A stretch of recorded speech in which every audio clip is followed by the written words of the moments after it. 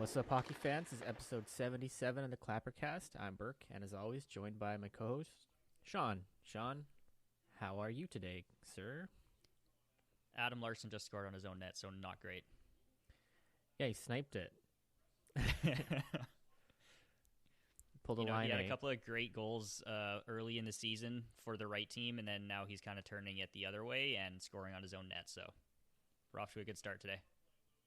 Yeah, he's a true goal scorer now. He doesn't care what net he's at. He's got to snap it in there.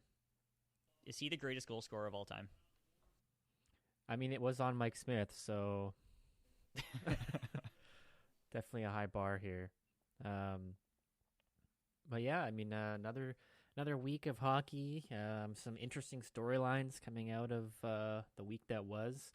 I think most of the buzz right now is about a botched offside call, or onside call, I guess I should say, in a Columbus and Carolina game where the linesman took all of 2 seconds to look at something and then deemed it was a good goal, or at least heard it was a good goal, and then the call on the ice stood, and they assessed a penalty to the Columbus Blue Jackets for challenging the goal. They didn't really give them any sort of look over. And then the period ended while the penalty was still on the board. During the intermission, the NHL said, whoops, that was supposed to be not a goal. And then rescinded the penalty, which had about, I think, like a minute left or something like that. And the goal stayed on the board, and Carolina ended up winning that game by 1 goal. Yeah, so speaking of, high bars here, we've got a very high bar set for the officiating standards and review process in this game. Yes, yeah, very, very high standards, of course, where the utmost attention is paid to all challenges, where I was watching that game, and even the commentators were saying, like, did they even look at it? Because, like, we have a camera angle that shows that he was wildly offside. I mean, we don't get to see what they see, but, like, they announced that Torts was challenging, and then they showed one camera angle, and then that was it, and then they were back, and they said, yeah, that's a good goal. Exactly. Yeah, so what came out today is that the NHL is passing the blame off to a video coordinator trainee. They're kind of putting all of the blame on this individual. And so basically what happened is the trainee was supposed to just be coordinating and sending the clips down to the iPad or whatever on the scorekeeper's bench. But they sent the first clip down, and then over the headset, the trainee who isn't supposed to talk said something along the lines of, he's onside, that's a good goal. And before even getting the actual clip that was under review, or the actual entry or whatever, the one that would have showed the offside, the linesmen who were reviewing the play heard this voice say, he's onside, it's a good goal, and were like, oh, okay, and just ended the review right there. And they go and make that call, and then they were trying to get the attention of the on-ice officials, but they couldn't because they had to clean the equipment or something because of COVID protocols, which makes very little sense because they have a very loud goal horn that they can use to alert attention. They use that when there's a goal on the play that nobody sees. And they can also do whatever they do every time they have to go and fix the clock and stop the face-off from happening, where they seem to be able to get the attention of the on-ice officials. So they're passing the blame off onto this trainee who admittedly did screw up and shouldn't have been talking about the review.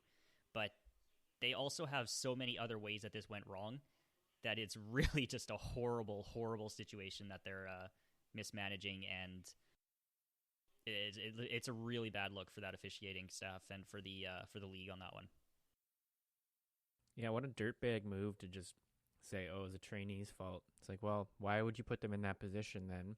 And also, why would you just say, this is this trainee's fault, when there was like a bunch of off-ice officials, the on-ice officials, the timekeepers, everybody else involved with that, all fucked up. It wasn't just the trainee saying something. How about you give due diligence instead of saying, oh, an off-ice official said it was a good goal, it must be a good goal. How about you actually take a look at it and first of all, remember the fucking play that happened and remember that, oh, wait a minute, that's the wrong clip. Maybe you should know what you're actually going to be looking at.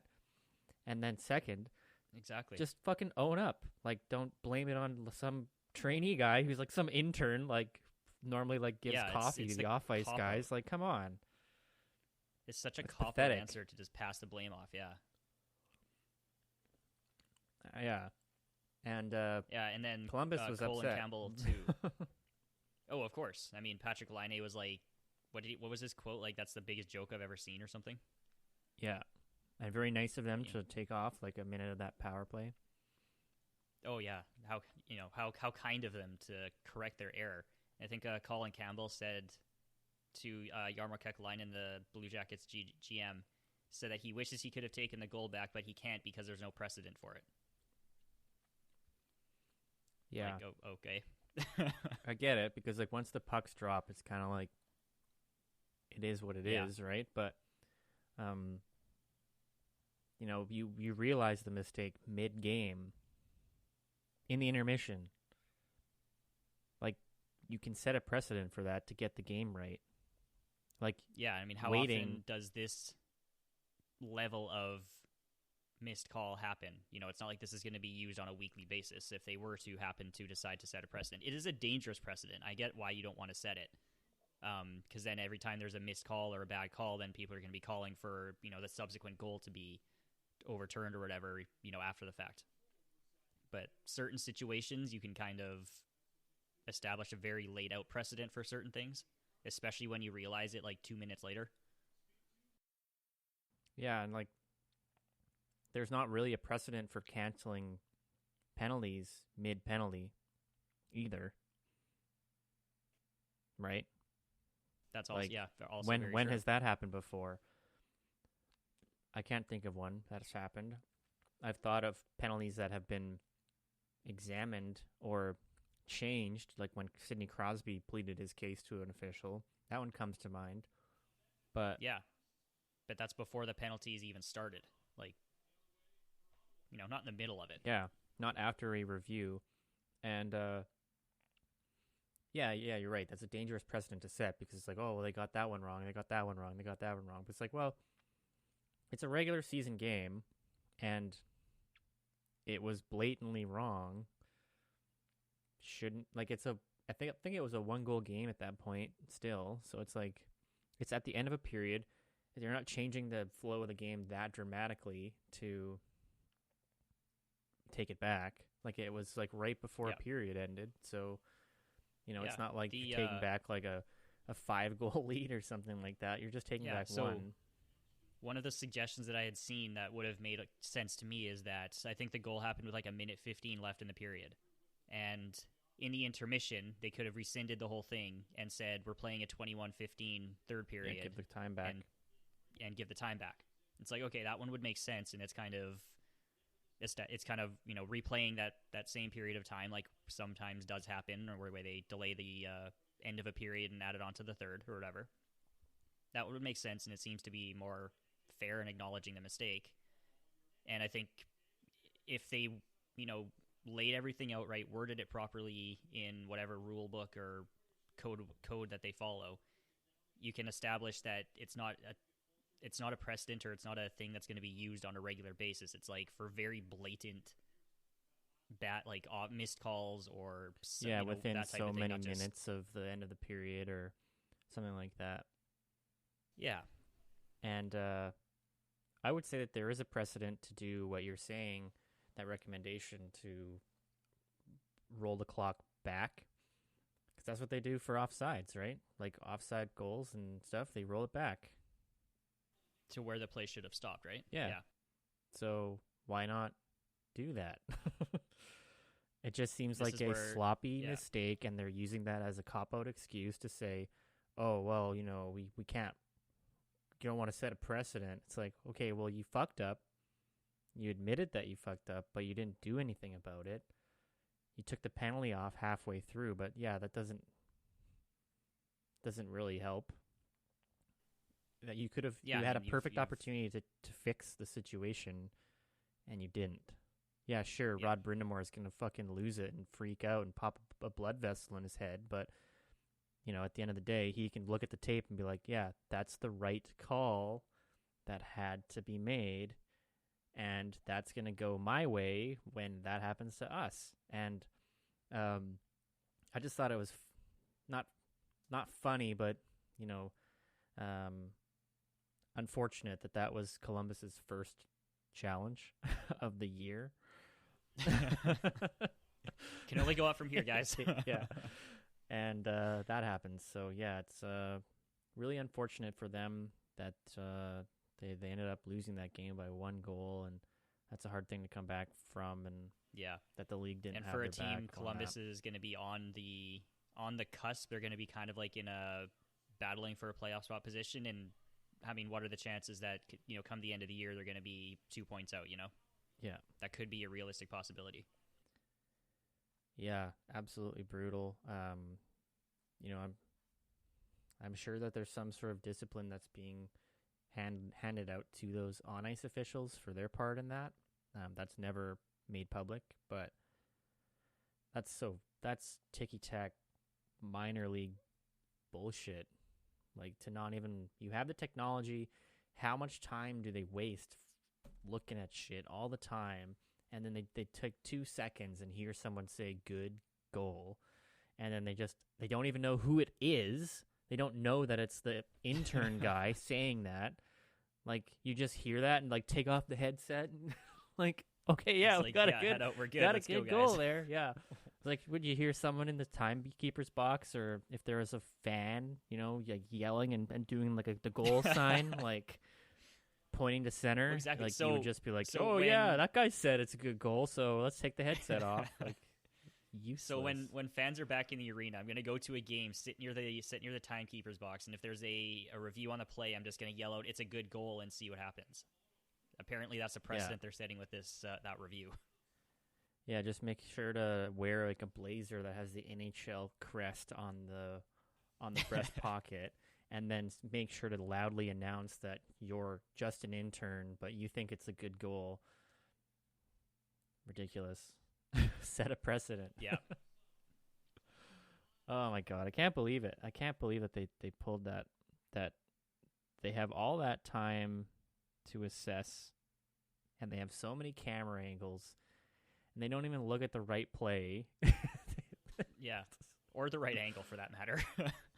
Yeah, it's so mind-boggling that they did that. I can't understand that it happened in the first place, and then that they didn't fix it when they totally could have. It would have been so simple. Exactly.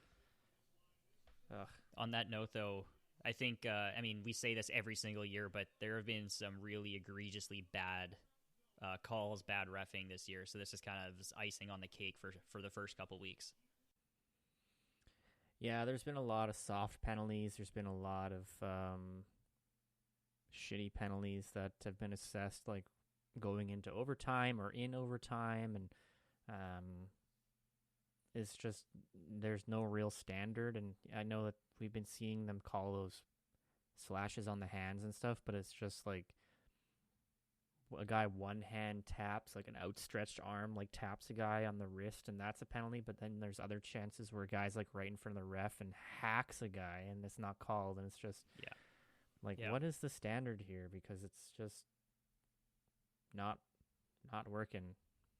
They're every officiating crew seems to have their own standard, and they're all trying to figure out how to apply it. 'Cause it sounds like they're really cracking down on the slashes on the hands that have been an issue for star players over the last couple seasons, and they're still trying to work out the kinks in applying that policy or that practice on the ice, and it's leading to some really interesting situations.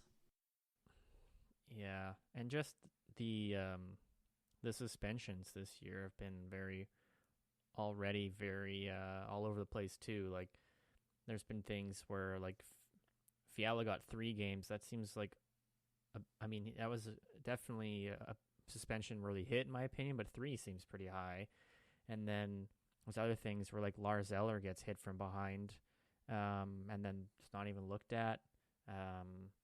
It's just seems very weird. And then like the whole Dubé hit on Kotkaniemi. That's not looked at. It's just what Yeah. like head contact is what Yeah, they're always head talking contact about. has been a and bad one this year. There's been a lot of those where the contact is like on the jaw, and you can see the player goes off onto the bench, and they're like, working out their jaw, stretching it out, and like down in the room immediately after. You can tell where the contact was, and they don't even look at the hit. Yeah. There's been a lot of that for a league that has been trying to crack down on that head contact. It's kind of questionable that they're not even looking at a lot of these hits. Yeah, I mean, it's always been the joke of the Department of Player Safety wheel, right? Just spin the wheel and see what happens, but they're not even getting to that point to spin it. And they're not even taking a look, and it's like, well, do your job. Like, look at it. Like, don't deem it. Like, don't pull the on ice official and say, then maybe that same intern said that's not a suspension, and then then they didn't take it. They checked out the Reddit comments for that one. Like Jim, the intern, says that that's not a suspension, so I guess we're good here. It's just crazy. Yeah, I don't understand. Like, it seems like it's not cut and dry. Like, it's not black and white, but it seems like their gray area is really hard to understand when it looks like it's on one end of the scale, and they just go like all in. It's really confusing, and it definitely does get it confusing at times. Like, at what point is that addressed by the NHLPA? Because there's guys serving suspensions for things like Kevin Fiala, where it's like, yeah, he's going in at speed and like he has to let up on that, but like his momentum kind of carries him through a bit, and he's not trying to staple him through the boards. And it's a dangerous play, but it's like you have guys like targeting some guy's head while he's facing the other direction, and then like forearm shivering him in the face. And it's like, that's a more aggressive, dangerous play, intentional, like intent to injure almost, and you're not even looking at it. And it's like, yeah, maybe having a former fighter as the head of player to safety is not working. We need a player who was targeted by those types of hits, I think, to look at it and err on the side of caution. It's just weird. I don't know. Bizarro. Very bizarre. And speaking of erring on the side of caution, we've had a lot of games postponed due to COVID-19 because of the NHL not erring on the side of caution. In one particular case, anyway. The worst example of this is what happened between the New Jersey Devils and the Buffalo Sabres last weekend, where the Devils had a few guys on COVID protocol going into Saturday, and then Kyle Palmieri plays on Saturday. Sometime between Saturday Sunday, he tests positive and ends up on the COVID list, but they still play on Sunday, the Devils and the Sabres. So the Sabres were wanting to know what was going on, but they couldn't get the information or something like that. They had to go through with the game, and sure enough, within a few days, the Sabres start adding guys to the COVID list.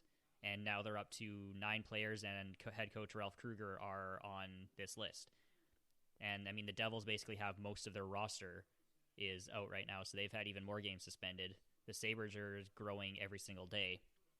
And for the league to have played that game on Sunday, knowing that Palmieri was in Saturday's lineup with all of these players, and then they continue going anyways, was it just a really bad application of their own protocols on that. And even I just saw today that the 2 of the officials that were in that series as well are in quarantine or something right now too.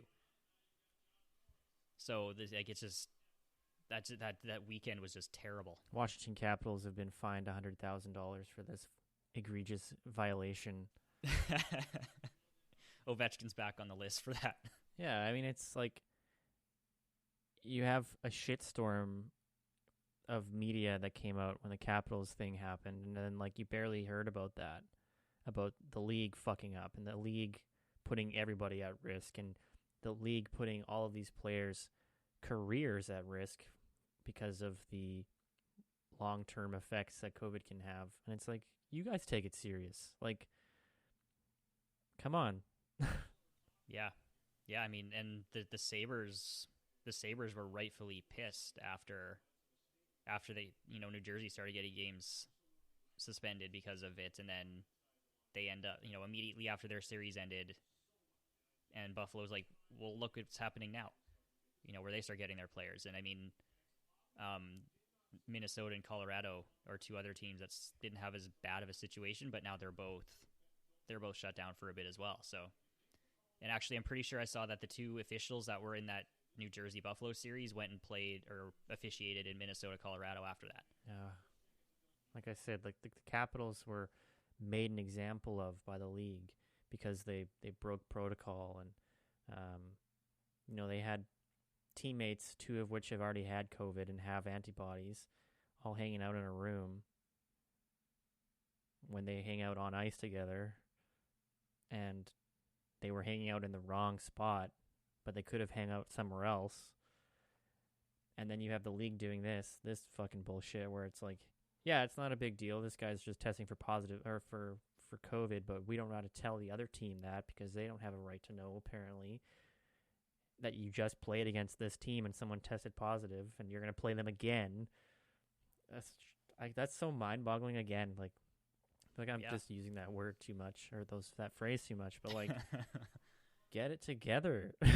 Like, come on. Like, especially if you're going to go hard on teams for breaking the rules, you should own up to your own rules and also live up to that standard. And I get it. Yep. It's a large organization and, there's lots of people involved and there's lots of different things going on. And, there's probably an army of different NHL staff members, and what happens in one side of the country may not necessarily be the same, but it should be, right? Like, it should all be the same.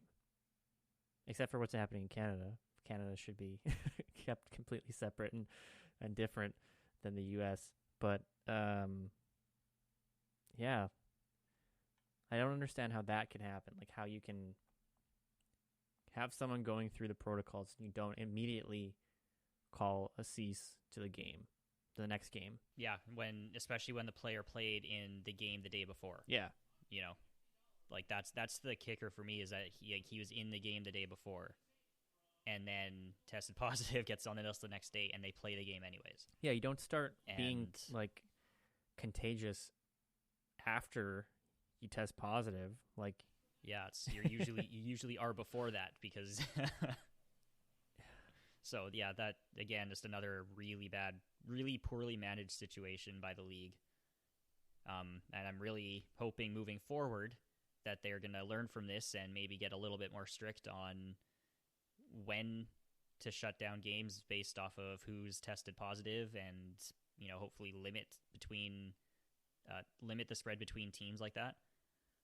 Yeah, absolutely. I mean, you had a really good idea of if this happens, like, just give everyone a 2-week break. Like, if teams just shut it down for 2 weeks. If teams have to have players like quarantine and stuff and all of that, that's fine. But like, you could still practice or whatever, and like just be really diligent on who's able to do what. But if there's so many cancellations and postponements and the schedule's all getting thrown out of whack anyway, like, hey, why not just do that? Yeah. I mean, arena availability and TV slots might be a logistics issue trying to do that.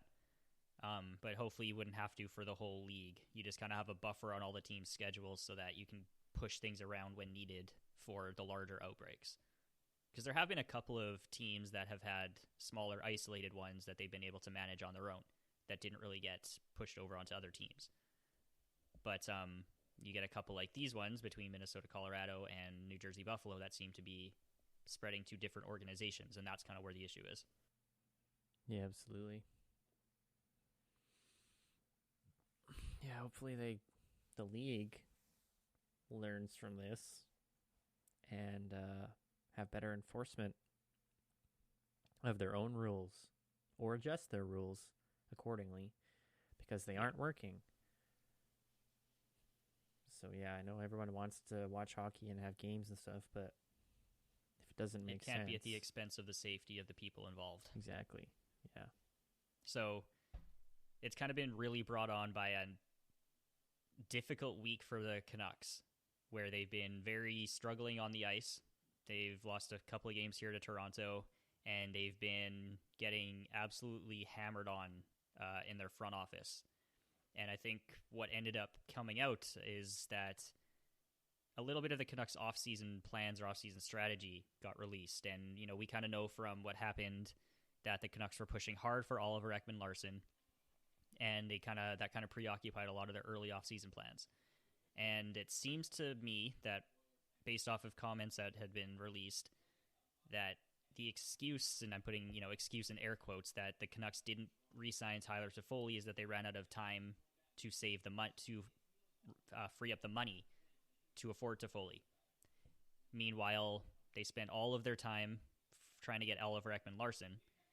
They very quickly tried to re-sign Jake Virtanen, and somehow they weren't able to free up $4.25 million that they apparently had if they wanted to bring Ekman-Larsson and Virtanen in to keep Toffoli.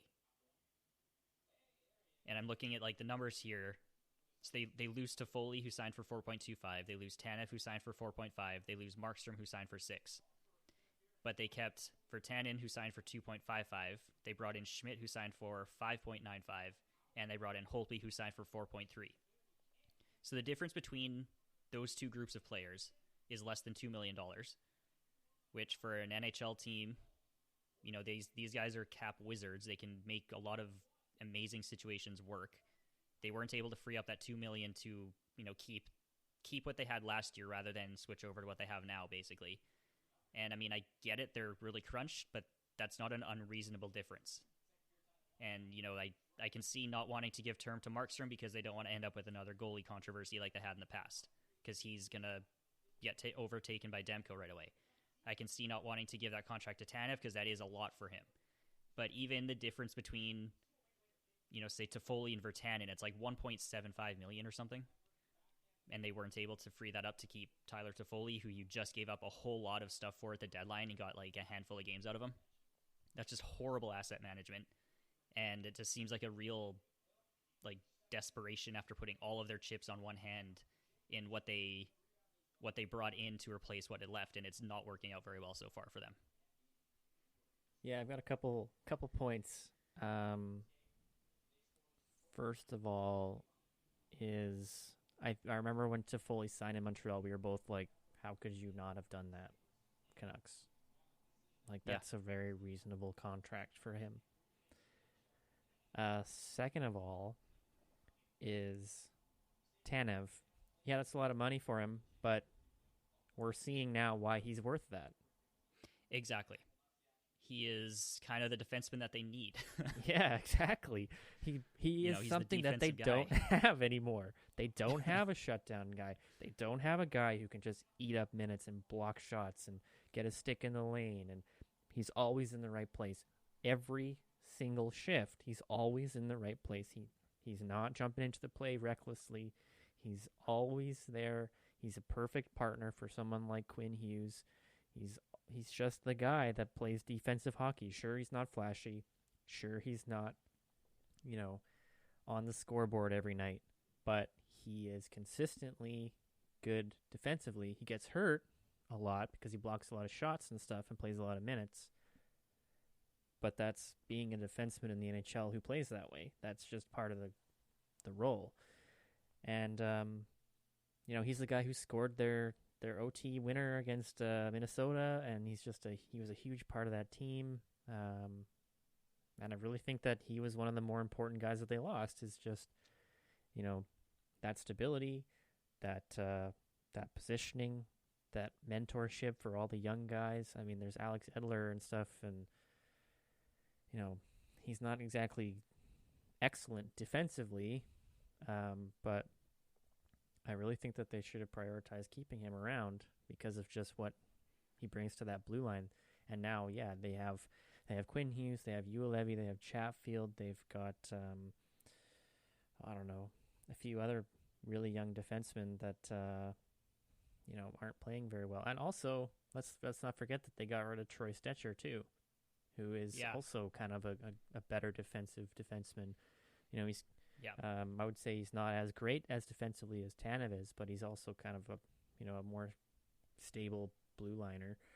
Um, yeah. And I mean, the guy they add, Nate Schmidt, he's decent, but he's more of a two-way guy. He's not like a defensive defenseman, yeah, exactly. right? He Like likes to skate. he's not going to replace that type of skill set you were talking about Tanev having.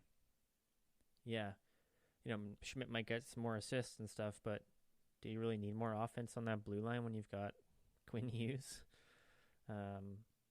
I like Schmidt. I love him as a player, and I loved him on the Capitals. But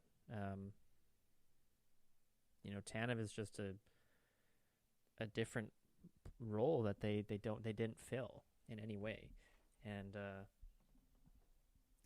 yeah, I mean they give up like 33 breakaways a game now, and it's just their breakout passes aren't crisp. They're making mistakes. They're doing all sorts of dumb stuff. They're giving up shorthanded goals.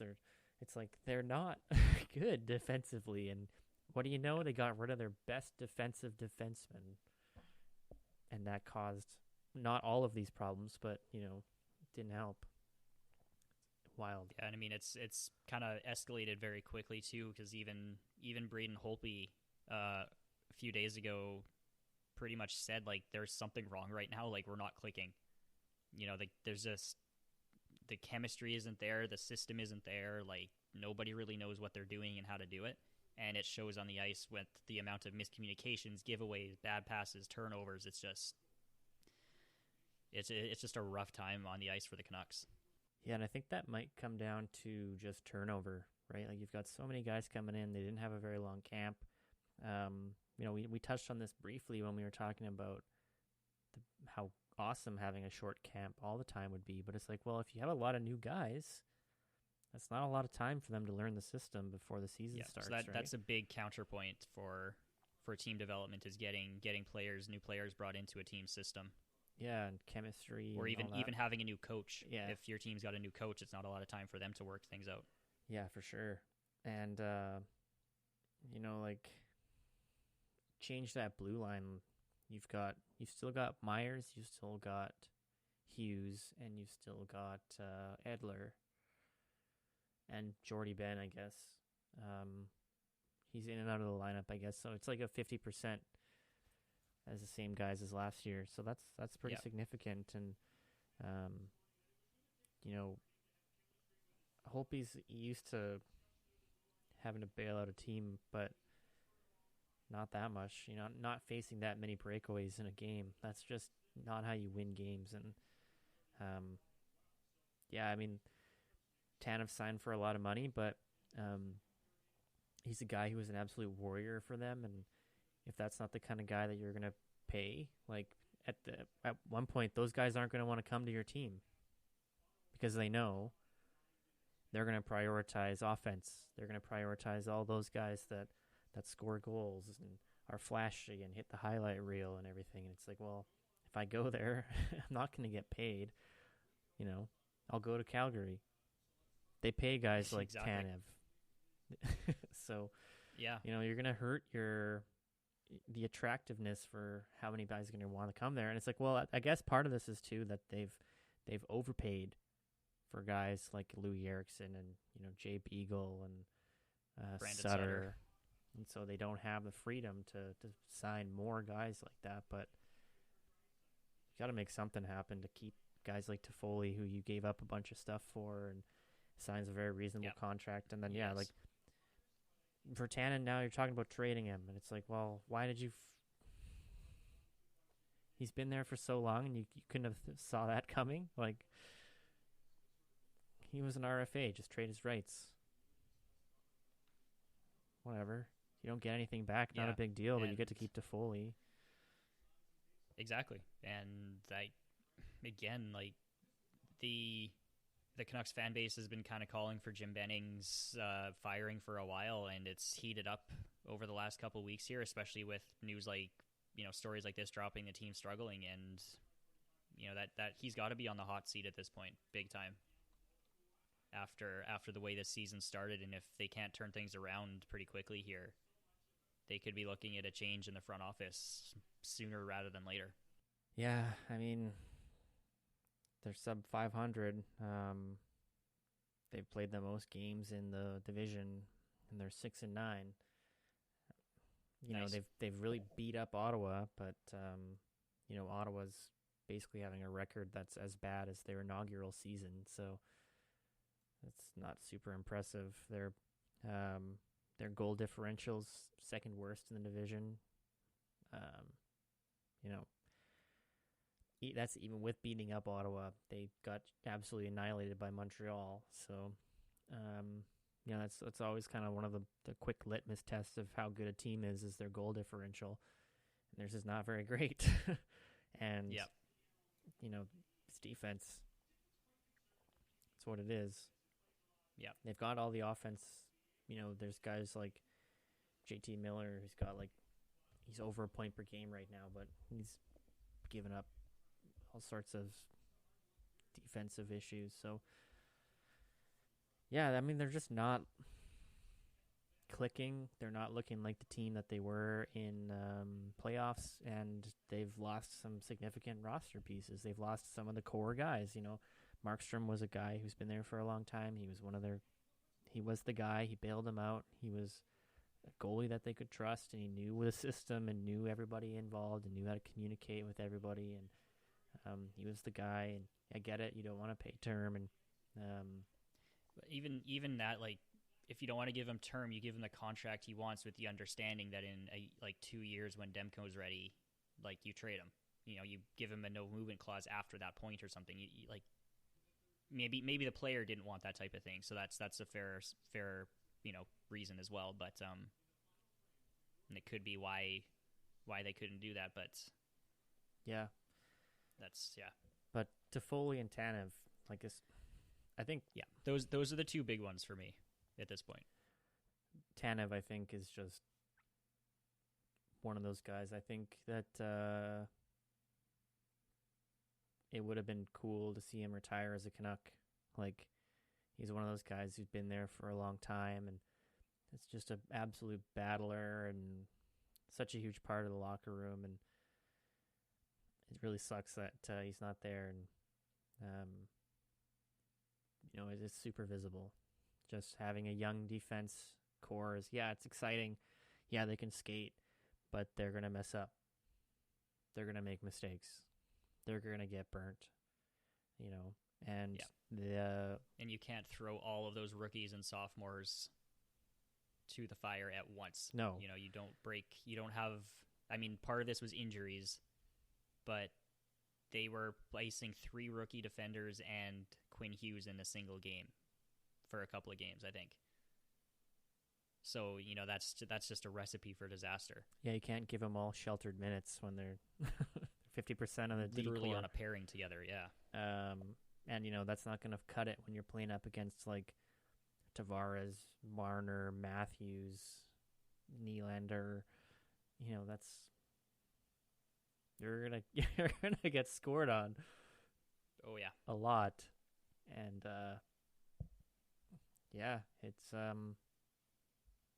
you know, kind of reaping the rewards of letting those guys go, I guess. And I didn't realize it was that close. Only $2 million between what all those guys had signed for and what they brought in and all that. And yeah, exactly. It's pretty remarkable. Than it seems, and yeah, $2 million. That's I guess they also signed Adam Gaudette, right? Yeah, but I think that was going to be a signing either way. I feel like he would have been someone they would have kept regardless of the situation. I think you move a couple other players around and it becomes kind of Toffoli, Tanev, and Markstrom, or Virtanen, Schmidt, and Holtby. I don't know. Well, as much as it sucks, you could have moved the younger goalie and gotten a lot for it. I don't know. They're not built to win right now. With that blue line, it's just not good enough, not deep enough. Although, we say that, and Calgary's below them in the standings, but they've played how many less games? Well, it's points percentage at that point. Vancouver's 400, Calgary's 500. Right. Yeah. True. 5-5-1 for Calgary. Yeah, if they don't make some sort of crazy trade, I don't know. I mean, the only other guy that's like rumored to be wanting out right now is Mete, and he's not exactly a defensive guy either. So I don't know. It's just tough. Like those guys like Tanev don't grow on trees as much as you think that they play a simple game. It's like, yeah, lots of guys can play a simple game, but they don't play that consistent like him. Yeah. So, and they none of them can score goals past the red line, like Tanev got for his first goal as a Flame. Yeah, sucks to suck, Vancouver, I guess, hey, is basically what it comes down to here. Turn down the suck, Jim, and turn the franchise around. Mid-season, that's what the fans all want. Mid-season. Flip the switch, turn the team on. Yeah. Get everybody hot. I guess the good news for them is that Demko has shown glimpses of playing really well. So the long-term play seems to have been the right move there if he keeps that up and keeps getting better and better. But I guess you have to wait and see on that one. I mean, his stat line isn't great, but I mean, I'm not going to put it too much on that based off of the rest of the team's performance in front of him. Yeah, he's just had like some really good games where he's played really well. But obviously it's not every game. It's not like Connor Hellebuck level of bailing out shitty defense.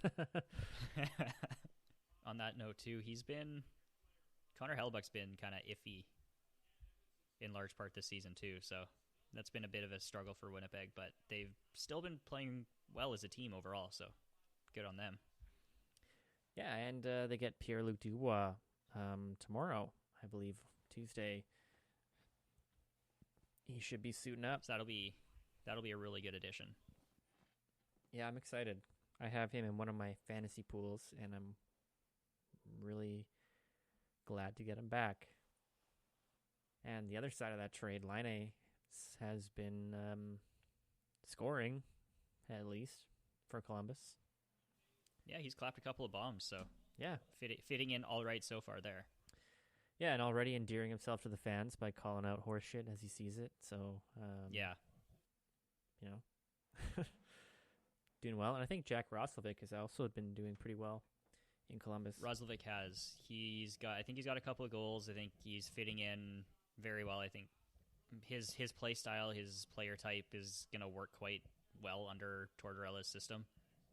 So he'll do quite well there for sure. That wraps things up for this week here on Clappercast. Make sure you rate, review, and subscribe to our show and spread around the good word of Clappercast.